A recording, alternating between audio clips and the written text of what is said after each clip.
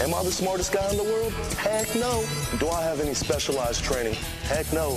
You know, do I know Kung Fu, Taekwondo, MMA? Heck no. What would you say you do here? Well, look, I already told you. I deal with the goddamn customers. I have people skills. I am good at dealing with people. Can't you understand it? What the hell is wrong with you people?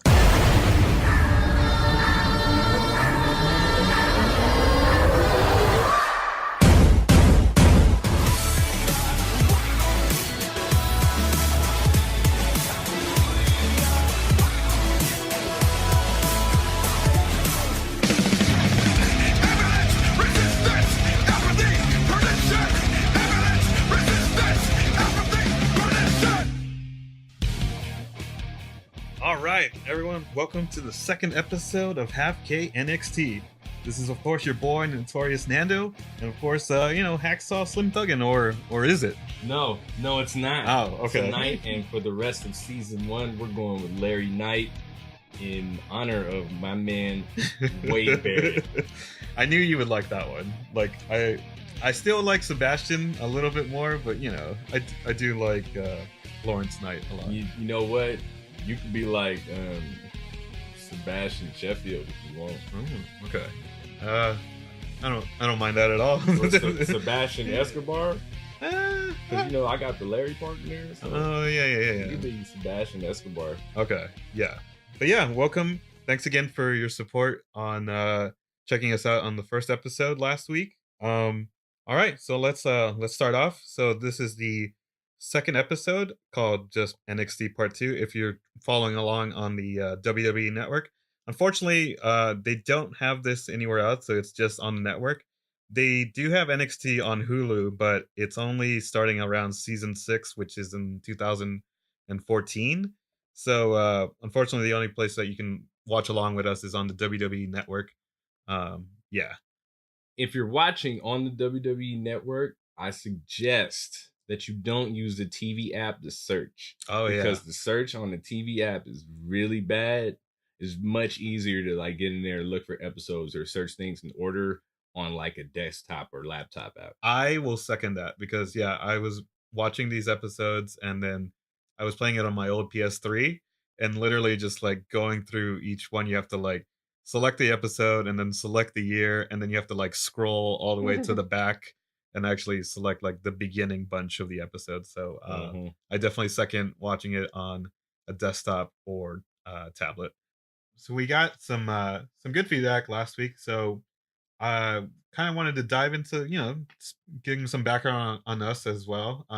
Obviously, like you and I grew up with wrestling at a very like young age and just followed like the Hulkamania era and then the New Generation and of course the Attitude Era. But for me anyway, go ahead. Fun fact, you know, I really didn't watch wrestling religiously like up until the the New Generation. Like my earliest wrestling memory, like I know I probably had seen it back in the day before that, but I have a very specific memory in like 93. And I tried to find this episode, but I couldn't find it. I didn't look that hard because I didn't know what month it was, but it was like Shawn Michaels and he had that dumbass Heartbreak Hotel thing he used to do. Oh, the original. Well, and he had like that.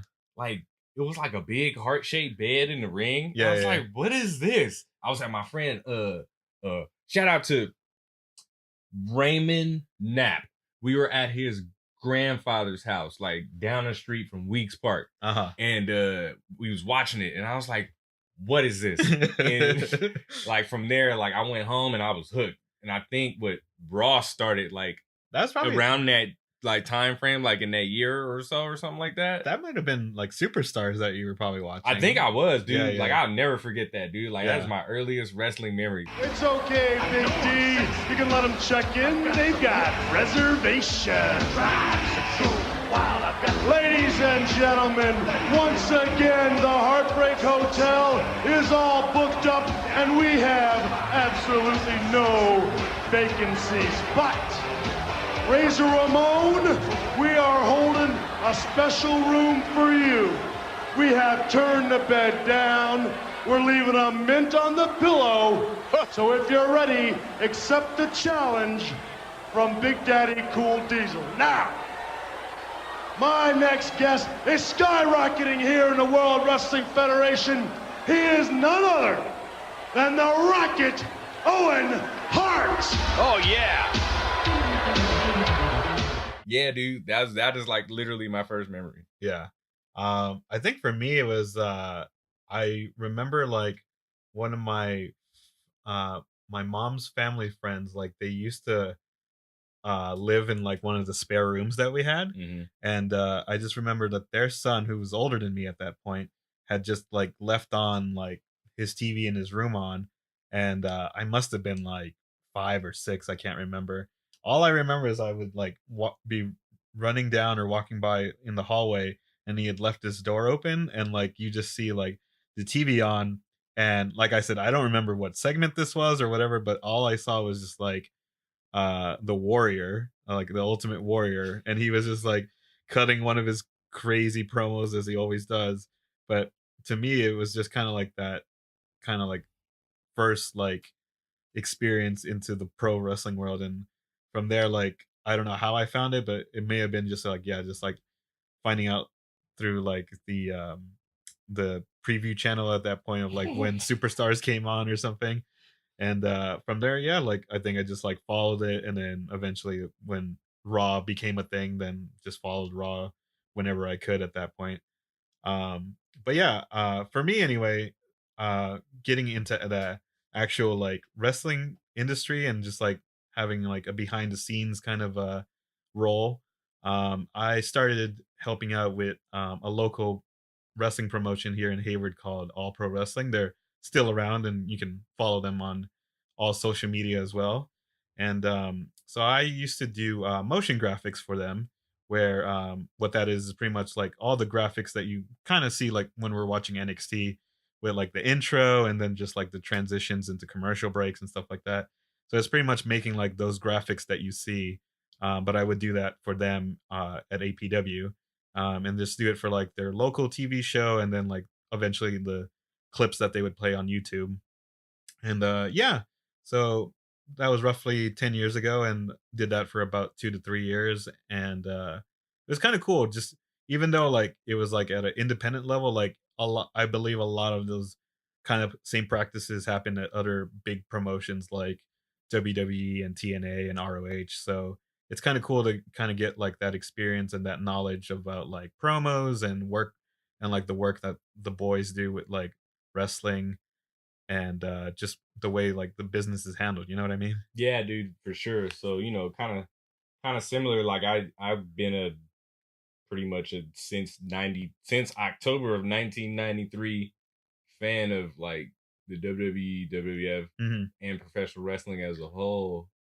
And like I myself, I trained for 6 months at Pro Wrestling Revolution in San Jose. Shout out to Gabe Ramirez. Had I not wasted my 20s in an alcoholic blur, probably would have started earlier. But unfortunately, due to her injury, I had to really start before I really got to get started. But luckily for me, while I was really, really into it, it was cool because we went around the area and put on different shows. And it was, really dope to kind of get that like behind the scenes like experience with like coming in and putting the ring together, and then like putting everything together, and then selling merch, and then like seeing the boys, and like everybody's kind of like has like community respect for each other and whatnot. So like it was really cool. And then you just kind of like look at Gabe, how he puts on his thing, and then it all kind of like lined up really good because when I was training was the same time that WrestleMania came out here. Oh, okay. And King of Indies was brought back. So like for that short time that I was in it, I got to see a whole bunch of stuff from a whole bunch of different angles. So it was like, whereas I got to see Brian Cage backstage getting ready to be a like performer. Yeah. At the same time, we went to WrestleMania and saw Brian Cage walking around as a fan, just like us. So it was like, whoa, that's pretty dope. And it's like, hey, you know who else he was with at the time? Ricochet. Oh, was that him? Yeah, dude. Oh. So it was Brian Cage and Ricochet just walking around like normal dudes. I would not even associate him being. I definitely remember Brian Cage because, of course, we see Brian Cage everywhere. In effect, but yeah, I remember he was with someone, but I did not know that was Ricochet. Yeah, dude. Hey, Ricochet is a cool dude too, man. Like I remember seeing him at because at King of Indies they ran a bunch of Evolve shows. So like there was a whole bunch of people that were there in that. Like who Athena, now known as Ember Moon, was there. Mia Yim was there. Justin Gabriel was there. Okay. Yeah. Drew Galloway McIntyre was there. Yeah. Johnny Gargano was there. Rich Swann was there. Like Brian Cage, Apollo Crews, Ricochet, Roderick Strong. Like these are all, a whole bunch of dudes now who are in the WWE. TJP was there. Okay. And then hella funny. Like I remember we went to the NXT show around the same time too. And I remember seeing Rich Swann in the crowd and just going up to him and chopping it up with him. He was a real cool dude too. We saw hella people there. Like a lot of the talent that was wrestling from those Evolve shows were at that NXT show. It was like that whole experience was like really cool. And I feel like I soaked up like a lot of game, and I still try to keep in touch with some of the boys now. So it's really cool. Nice. Yeah. So like I'm really glad that we are doing this podcast because I feel like even though of course we never worked with the WWE or worked for them, fingers crossed in the future. I think, just having that background and insight like gives us, at least some certified experience in like the industry for what we have. Oh yeah, for sure. All right. So this episode is on March 2nd, 2010 from the Intrust Bank Arena in Wichita, Kansas. Have you ever been to Wichita, Kansas? I've never been to Kansas. Period. Yeah, I'm going to say the same thing. I unfortunately have not been there, but if you're from Wichita, Kansas, shout out to you guys right there. Please have us. Yes. All right. So we start with the NXT intro, but actually before the intro we have like a video recap of last week's debut episode. Not too much to highlight here, just pretty much it felt like the same recap video that they played at the end of last week's episode. Yeah, but like the music for these video recaps is so intense. Yeah. Like I was folding clothes when I was watching episode 2. Yeah. And then that music for the video recap kicked in. I was like, what is happening? Oh, yeah. I looked at the screen. I was like, whoa, what are they talking about? Yeah. And it was just like the way they presented it. And I was like, man, this is crazy. Like I hadn't just watched it. That's what I was going to say. Like they do such an amazing, like I swear the WWE production guys are just so amazing with like, they're reselling me on something I have already seen. You know what I mean? It's they're masters of their craft. I will say that. Oh my goodness. From there, we get Pyro, which is still really weird to see. And then the first matchup is David Otunga versus Darren Young. R-Truth comes out with Otunga, and of course the Straight Edge Society with CM Punk, Luke Gallows, and Serena comes out with Young. And then right after that, then we have a little segment backstage with Matt Striker, and he finally kind of starts explaining the rules a little bit more. That's my complaint from the last episode, is that they didn't really do a good job explaining you like the competition side of it more. But then so he kind of explains that the rookies do have to impress the pros, and that the pros can't vote for or against their rookie. But that's it. Like they don't really go and dive more into like the specifics of like what they're gonna win, or how the eliminations occur and stuff like that. But at least they're kind of giving us some more info about the actual competition. It was better than nothing. Yeah, that's what I like. After the first episode, like you pretty much just kind of saw what everybody looked like, right, and who their pro looked like in a couple matches. But then it was like, all right, what does this even mean? So this episode was good because you can kind of tell that they're really trying to push some logic on us. Like, all right, now you saw what and who they are. Yeah. Let's tell you what they're doing. Right. No, I agree. Like at least like they're getting there, and I think kind of like what we were talking about last time is I think they are still kind of like making it up as they go, but at least like now they give us more concrete rules and what the competition is actually about. Mm-hmm. So from there, yeah, like Otunga and Young, I was actually, with Otunga being like the least experienced from like the 8, I think. Yeah, he had some pretty good like hip tosses and like clotheslines from the corner. He did a really cool back body drop. And I'm giving him a lot of credit just because of the inexperience, but like everything that he does look strong. Granted, like the dude is pretty jacked, Mm-hmm. but he does look like a powerhouse. Similar to like Skip and Wade Barrett, where like these bigger guys are just Mm-hmm. like really, really like sell like the clotheslines with like their strength and everything. Mm-hmm. The commentators kind of mentioned that Otunga got some shout outs on, I believe, Twitter or just like text message from Cedric the Entertainer and Usher. Yep, I heard that. A lot of name droppings. Yeah. Name dropping. So you can definitely tell that WWE is really capitalizing on like Otunga's like fame and just making sure like they plug in like all the celebrities that Yeah, I thought it was pretty cool. I thought they obviously did really good at putting Otunga over. Yeah. With his like, early social media and whatever he was doing, reality TV type of fame or whatever. Yeah. And then also I thought that they did a little bit of a good job at trying to put over Young South Beach lifestyle. Mm-hmm. Like whatever that means. Like, I don't even know what that means, but that's neither do I. whatever made him look like Tarzan's love child. I guess that's just the South Beach lifestyle. I guess so. Like I didn't think about it, but yeah, he definitely has like I haven't seen an Amazon looking dude since like what's that tall giant? The giant the Giant Gonzalez? Yeah. I think that's the last time I've seen like a Tarzan like gimmick like that. You know what I mean? Like just straight Jungle Boy, but not actually Jungle Boy. I I'm still I enjoy like this combination of like the pros teaming up with the rookies.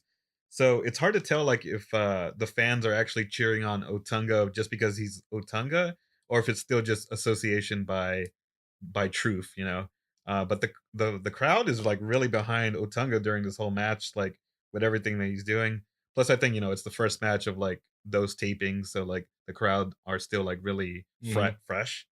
But yeah, he does like some more he does like a really nice schoolboy reversal from the corner from Young, and then yeah, gets cheered when he does like a clothesline and then tackles Young out to the outside. So yeah, like the fans are like really behind him throughout this match.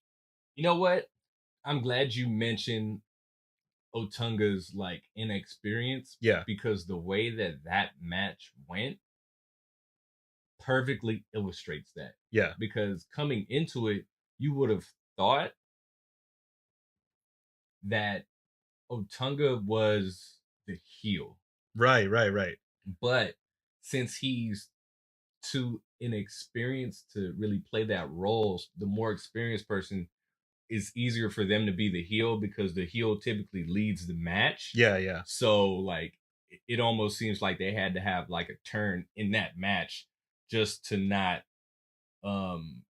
showcase or highlight the wrong stuff about Otunga. Because if he had to lead the match, I think we would have really seen how green he is. That's true. Yeah. Because like if you really think about it, he had very limited offense. It was like a couple hip tosses, some simple stuff to show his athleticism, but nothing too like technical. Like Darren Young basically ran him that whole match. Oh yeah. Like he put it to him, and I was like, okay. So I thought that was a really good match for Young to show like he's a rookie per se, but not necessarily a rookie. Like he can go. Oh yeah, for sure. And like I think you're totally right. Where like he's leading that dance, so to speak. Definitely. And just showcasing like basically helping Otunga get over in that sense. And yeah, I agree. Like he was doing just fundamental moves with like clotheslines and body slams, but the way he did it like really just got like the crowd into the match and people believed it at that point. Yeah, Otunga has he's got a good energy to him. Yeah. So yeah, like after that, like again, I have written down more like good hip tosses by Otunga, another clothesline in the corner, and then from there, Punk and Gallus finally like get interested because they're playing up this thing where like Young and his pro CM Punk like Punk still isn't really interested in training him and not paying attention to the match. But finally, like Punk and Gallows kind of get involved and then distract the referee, and then from there Gallows interferes, and then based on that distraction, then like Young hits his finisher, which is like it's called the Heat Wave, which is a full Nelson into a flapjack. So kind of playing our half K here. Do you believe this finisher? Like, does this finisher actually make sense in the world of wrestling when you? Because it's kind of like when I saw it, it did seem a little far fetched. It's kind of like Kevin Owens' pop up powerbomb, where like it feels like you really have to like assist your opponent to get to pull this off. I don't realistically see. I'm gonna have to call an audible on this move. Like, I don't know if this is like a legit finisher that I would buy into. You know what? I liked it. You liked but it? I don't know. I think I liked it as a move. Yeah. But I might not like it from him. Okay. Like if it was from somebody, say, a little bit taller. Yeah. That might work on it. Or maybe if he did it on somebody smaller. Oh, okay. But since like I feel like Otunga should That's have true, been the that's true. powerhouse of that. Yeah. To have him, lifted up and beat like that. It's like, you're right. I didn't really see that coming. You're right. If actually the roles were reversed and Otunga hit that on Young, I think I would buy it more. Oh, definitely. Yeah.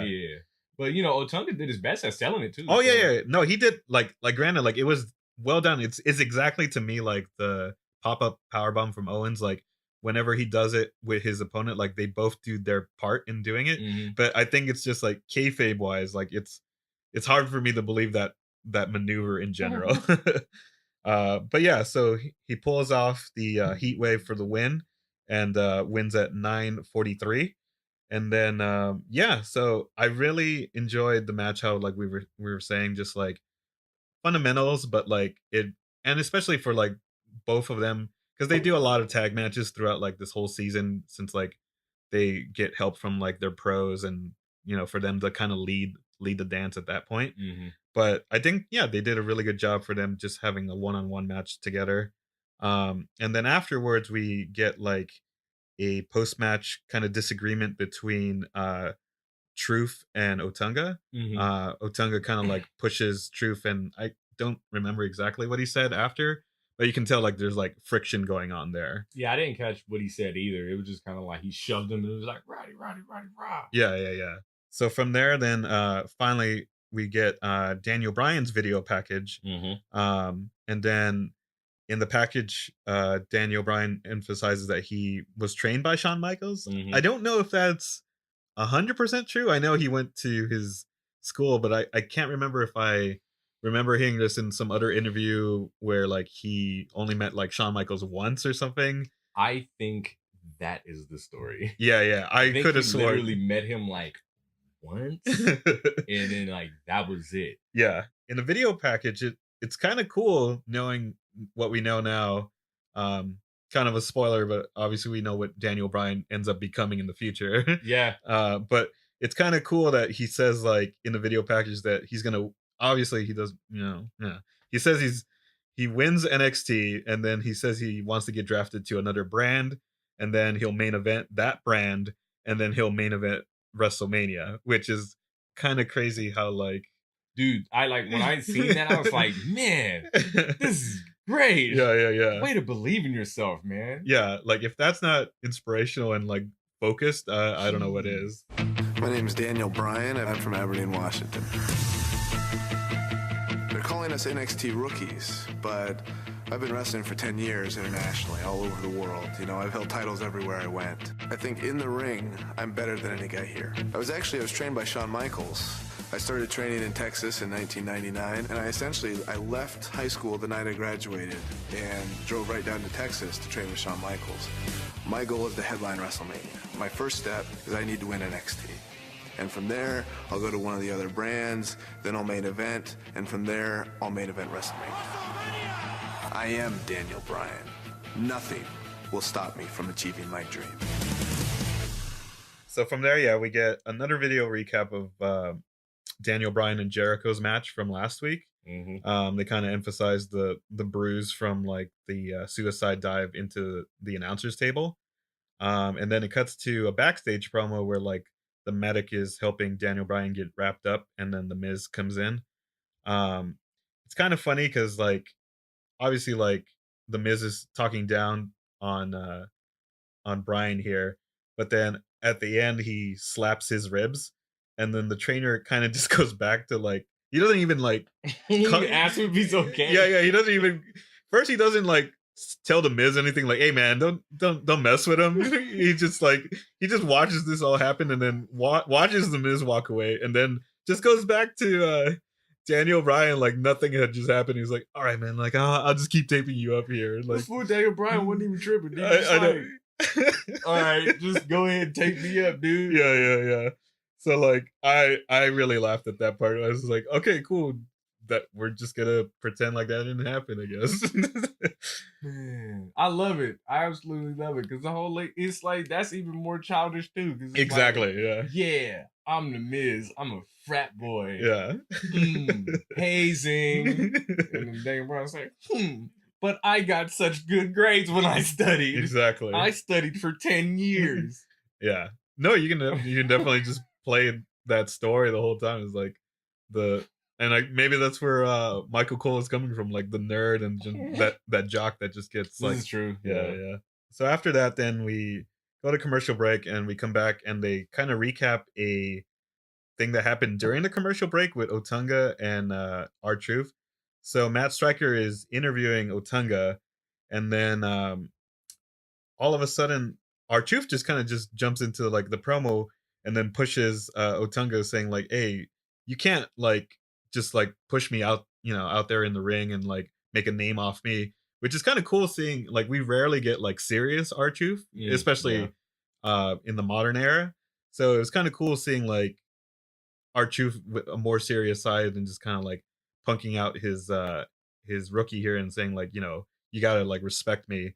And from there, like Otunga doesn't take it and just like pushes him back, and then they kind of start grappling on the floor. And I really like how they did this. Like they made it look pretty real. Where like I think it was Jack Doan or one of the referees that it was by himself trying to break it up. And then after a few minutes, then that's where like you had more referees come out and like separate them at that point. Yeah, it was cool, man. It almost kind of looked kind of real for a little bit because they were like shoving each other in the face. Yeah. It was like, ooh, man. I did like the very I had to rewatch this a few times, but I really like that little touch at the end where like before it cut off that promo, then you can hear Otunga tell the referees that like, hey man, let go of me because like I'm wearing my Versace shorts right now. So like I thought that was a nice touch just to add on to his character. Love it. Did you watch it? What happened? I got jumped. That's what happened. I was about to win. And then Punk interfered and grabbed my foot. These are the things you're going to have to deal with. What's up, dog? You think you're going to come on NXT and get a name off of me? You think that's what it is? I'm about to show you what's up. You done bumped up the wrong tree, bro. It don't work like that around here. Let me tell you something. It don't work like that around here.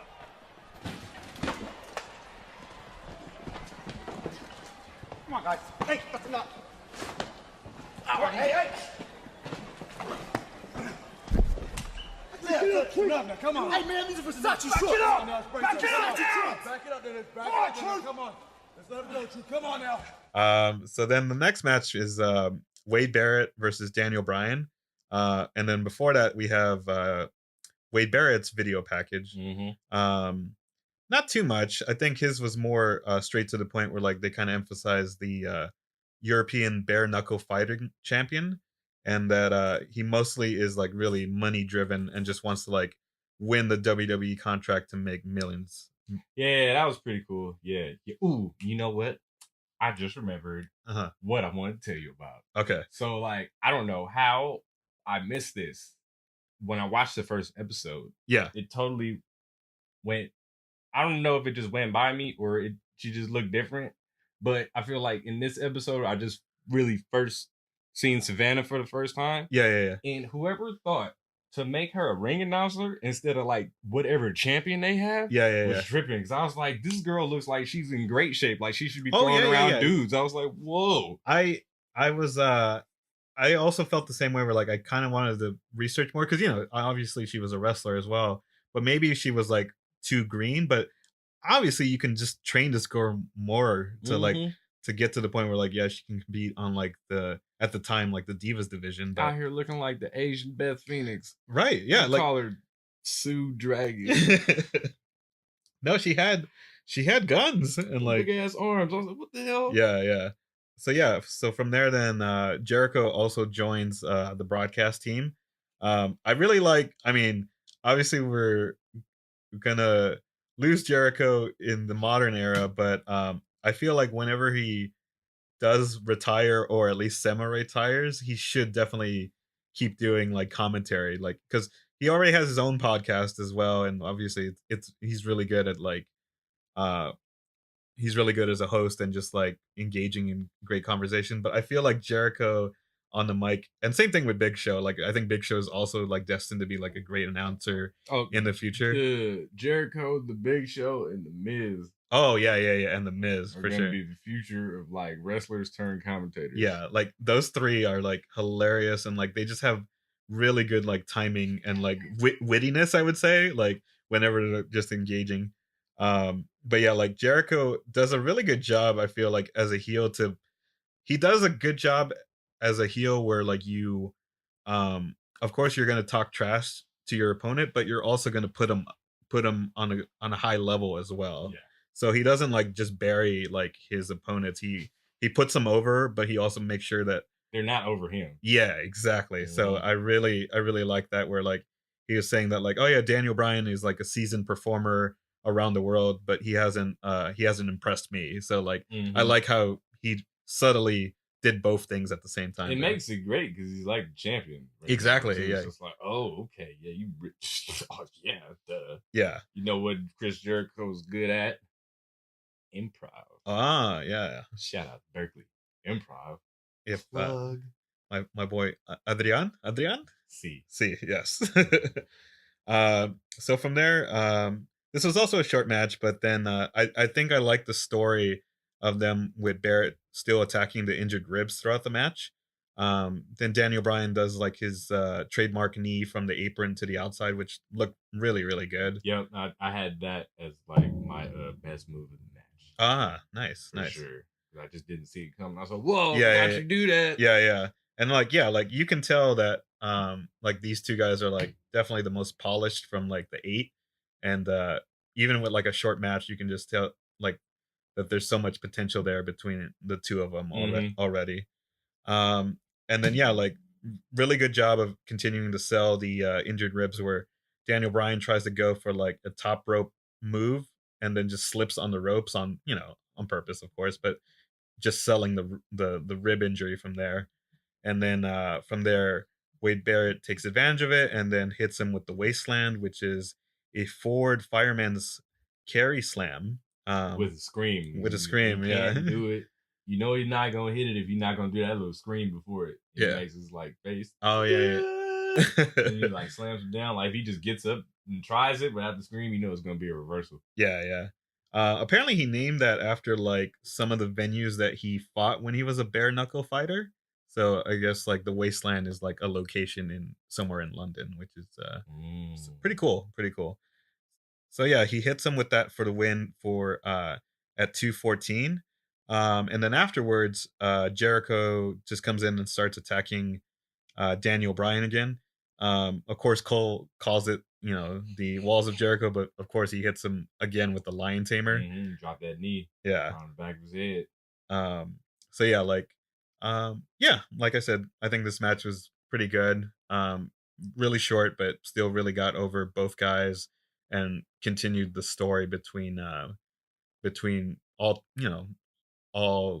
all competitors and really selling Daniel Bryan's injury at that point. No, yeah, it did. Like it didn't seem like it was only as short as it was. So I thought it was a good match. Yeah, just to kind of plant some seeds there and move forward. Yeah. So from there we kind of do some Raw recaps, and then after that we get a video package, or a video package of Christian and Heath Slater at the gym. which of course from last week we called him Christian Slater. Slater. But yeah, what did you think of this this little video package segment here? It was what it was. It was kind of funny. Yeah, I like that. I like the same thing where like they're showing that these two guys do get along. And then but also Christian does a good job as the pro to kind of keep Heath Slater not big headed. Yeah, kind of keep him focused. Yeah, he tells him that, or I should say, Slater says that his Twitter account is blowing up and that his WWE Universe page is blowing up. More on that in a second. Let me tell you that. But then from there, he says like, "Hey, don't get a big head because like those are my peeps. So just know that you have to earn that." But at the same time, he says like, "Hey, you're a good guy. I like you. I don't like you that much, but I like you," kind of thing. So he plays around with them. They kind of have like a kind of like a father and son relationship where like he's just nice, like, that's a good one. Just like, keeping him in check, but he does like him and respect him at that point. And then yeah, so this is gonna be the first of many, hopefully, of our Google Me segments where we did it with Savannah obviously last week, where we kind of just recap either someone or just like a segment that should get some praise or at least some spotlight. Come on, man, Google me. WWE Universe. Do you remember? Okay, two questions here. Obviously, you know what the WWE Universe is, right? Yes. Okay. Do you remember what the WWE Universe social network was? I want to say I remember hearing it, but I didn't check it out. Okay. So I honestly forgot until like I saw this promo with Slater and Christian. WWE did an amazing job of sweeping that under the rug because I totally forgot about it. But now I'm, kind of shining the spotlight a little bit on it. So credit to reddit.com and the squared circle for, the information I'm about to read out. But yeah, so recently, I don't know if you saw this too, but WWE says that they reached like a milestone with 1 billion total like social media followers. And yeah, so obviously those include like Facebook, Instagram, Twitter, YouTube, and all that. But I doubt that they're including, or maybe they are, they're including their WWE Universe social media site. Basically, what it is that it's like their version of Facebook or MySpace, where like the WWE fans or universe at that point can like create their own universe page, same thing, set up their profile like a Facebook or MySpace at the time, and then just like follow like the superstars, post on their wall, etc., etc. This Reddit one, what people were saying is like, obviously it was pretty terrible, where like they were forcing the wrestlers to like write weekly like blogs, and half of them don't really write anything, and they're just like not into it at all and stuff like that.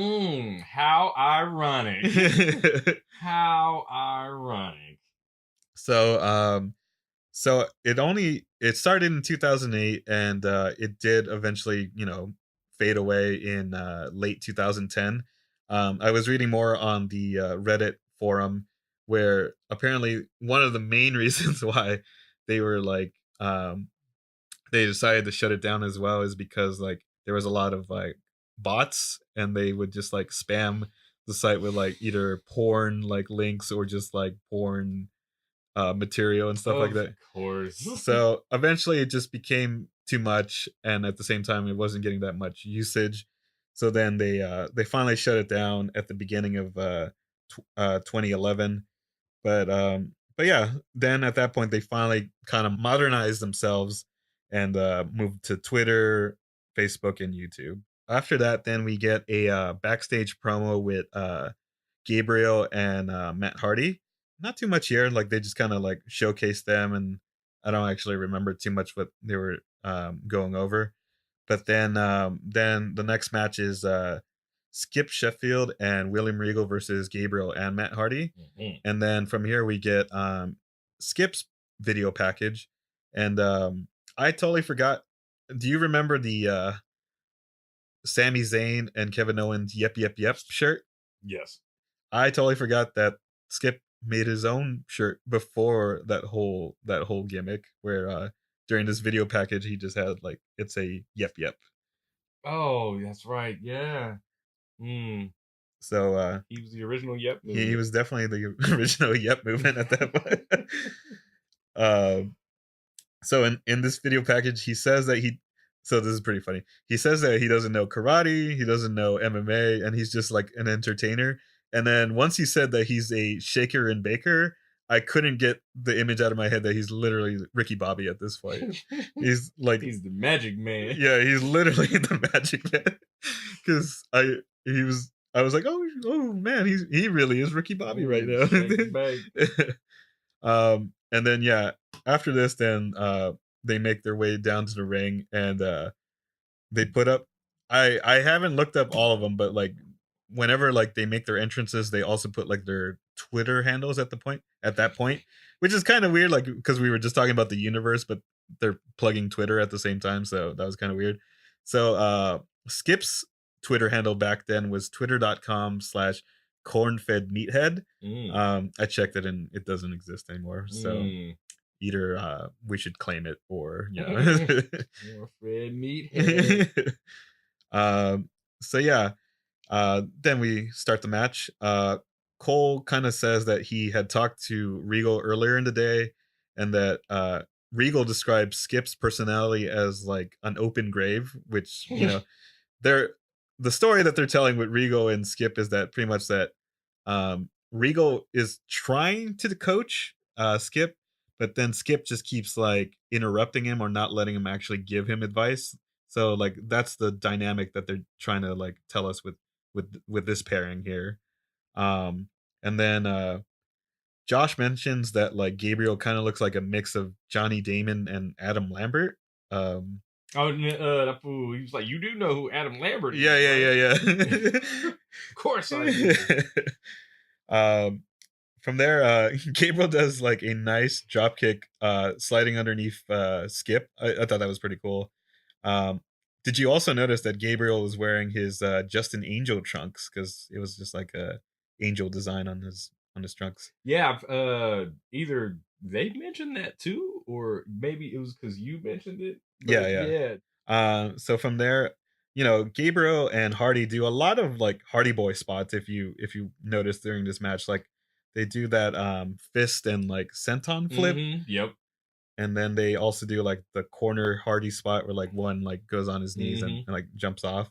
From there, they do this a couple of times throughout the match where like Regal goes to the corner and still keeps kind of like arguing with Skip, like because he's still continuing that thing where like he's not paying attention. From there, Skip gets tagged in and he starts doing this.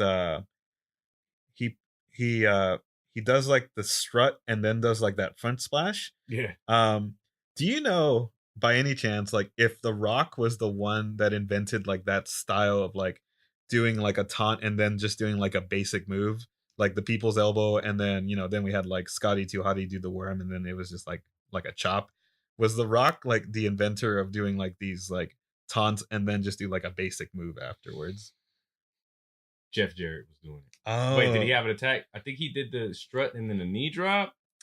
Did he, or was it just a strut? I thought that was just Road Dogg, where he would just do the shake, rattle, and roll, and then do the knee. But I don't know. No, it wasn't Double J.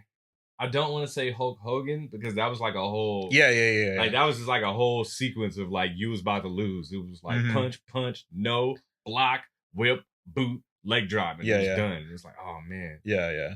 Okay, maybe, but maybe I'll just do more research on that. But I could have sworn The Rock had done it. Would you say, what was that thing that Earthquake did?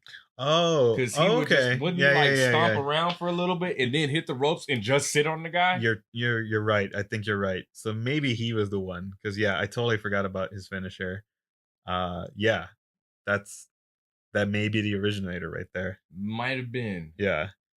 After that, then all of a sudden, like after arguing again with like Skip, Regal kind of just like takes Hardy to Gabriel's corner, and then all of a sudden, like, it's kind of weird, like all of a sudden just like Hardy just like kind of grabs him and does the twist of fate, and then tags in Gabriel, and then Gabriel hits the 450 for the win at 11:15.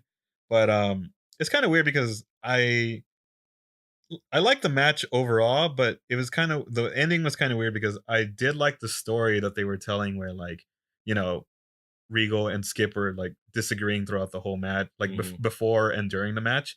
But then I thought like at the end, like what they should have done was that Skip does something to like distract Regal again, and then from there, then Hardy does like the twist of fate and everything. But it kind of ended abruptly, and yeah, just storyline didn't really make too much sense. So from there, then we have a backstage promo with Matt Stryker with the rookies. And then Carlito just comes up, and then just starts like, I believe he starts staring down like the remaining rookies, like who are in a row. And then he like chooses Apple. Then he just kind of like walks up to Heath Slater and then like spits the apple in his face and, you know, says that's cool. I really liked how Otunga sold the apple spit, because he's like right next to Slater.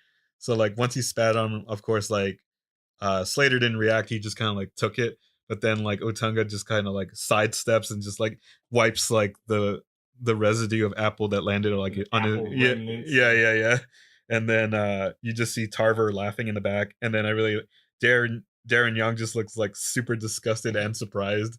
So I think they did a good job of like just selling like this. Carlito.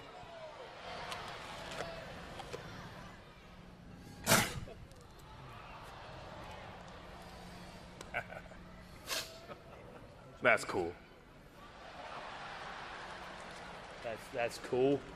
That's cool. Is that all? You gonna walk away from that's cool? That's NXT. So that was episode 2. Overall, like before we get into like our category points, like what did you think of the episode overall? I liked it. You know, I thought it was a solid episode. You know, something about the commentary team to me made me, you know, feel like they did a good job at minding us or informing us what NXT was about to be all about. Yeah. You know, like for me, the best match was the tag team match with Team V1 450 versus the Real Man's Men. So that was my favorite match. Like my favorite little mini segment was Skip's video package, because I like the way he's painted as like the big lovable meat. Yeah. So you know, it was just very nicely put together. Yeah, nice. Yeah, I would agree with you on most of those points as well. So yeah, with our categories here, I would say that I gave the commentary a 3 overall. I think, like how you mentioned, I think overall the commentators did a really good job at just continuing all the story development between like the pros and the rookies. I think that's where they did like a really good job. Matches, I would also give it a 3, and then for me, I would give it to Young and Otunga as my match of the episode. You know, kind of like the points that we were mentioning earlier, where despite that Otunga being like the least experienced, I think he had like a really good showing, and Young being like the better of the two. And then yeah, just like the crowd just really being into this match. And then my honorable mention was Daniel Bryan and Barrett, just because of like, even though it was short, like they really did a good job of just telling their story and selling Daniel Bryan's injury. For production, I would also give it a 3. I think they did a really good job with the new video packages for the other rookies. It helped develop like all their characters a bit more. I'm just giving it a lower score just because, like, you know, last week was the first time that we had seen like all these graphics for NXT. So this week is just more like it's the norm at this point. And for me, like my highest score would be the entertainment. I give this a 4. Just because I felt like, yeah, like I think overall the episode was like a really easy watch, and the crowd was like really into everything, and I really liked all the backstage segments with Otunga and Truth and Slater and Carlito. Okay, nice. Let's see. Commentary, I went 4. Oh, okay. Just because I got some much needed context right on the show. That's so true. Like what I was really kind of like yearning from the first episode was like a little bit more context, but I understand the concept of like the slow build, but I didn't want that right then and there. I wanted just tell me what it's about to be about. So I appreciated that they threw it in episode 2. Yeah. Matches, I went 3. I didn't think any, overall that of the 3 matches that anything kind of was super stellar or anything was below average. So it was just like a nice, good wrestling affair, straightforward. Production, I went 3. I didn't feel anything more like that. It wasn't just kind of like your average show. Like, Yeah. I don't want to keep being biased towards Pyro. So I'm just going to go average 3 there. But I was very entertained in this episode. So I went 4. Yes. See, I'm glad that we entertained. Yeah. I felt like I said, like I was folding my clothes, and then once that first kind of like video recap in the beginning hit and that music, and I started watching, and then once I got past that intro song that I hate, it was like a very good watch, and I was like, well, this is a good episode. Yeah. No, I'm glad that we both agreed on like the entertainment level, because I think it was like really easy to watch. Same thing for me. I just kind of had it in the background as I was doing some errands, and it was really just easy to watch. So yeah, our combined score and final score for this episode is a 3.4. Solid episode. Definitely. All right, well, that was another good episode. So for the next episode, episode 3, there's going to be another big first. I won't spoil it now, but just kind of giving you a heads up. Nice. All right. And then for the main event this episode, we're going to have Justin Gabriel versus Wade Barrett, which is also going to have another first in this episode. It's a bonus. Can I give it to him? Oh, yeah. Go ahead. All right. This is a bonus first. This one is going to be the first rookie versus rookie main event. Oh, yeah. I didn't realize that. Like that is literally the first time they're going to do that. First time for everything. All right. So that's it for this episode. Just want to make sure that you follow us on our social media. We have all of our links in the episode description below. So yeah, just feel free to follow us here on our Podbean, SoundCloud, YouTube, and Instagram for the latest updates. You can also follow our parent company at growcanvasgrow.com for the latest apparel and updates there. Yeah, so that's pretty much it. Did you have any plugs for? I do have a plug and a shout out for our man Blacquaio, who is another part of the Grow Canvas Grow collective. Give a shout out to Blacquaio. You can see him on his Instagram at Blacquaio. It's literally like Black and Pacquiao mixed together. I'll spell it for you. So that's @BLACQI. But you know what? It is hard to spell. Just look it up. Blacquaio, how you think it is, and you'll find it. We'll make sure to put links in the description below as well. But I really messed that up looking right at the notes. Like, y'all have no idea. I was looking at these notes and just really messed up how to spell it. So, But shout him out. He has all kind of dope stuff on his Instagram or his website. So as soon as we figure out how to teach you guys how to spell it, look him up. Yeah, for sure. Super talented guy, and I can't recommend him enough for sure. So that will close it out. And then thanks everyone for listening once again, and then we'll see you next week.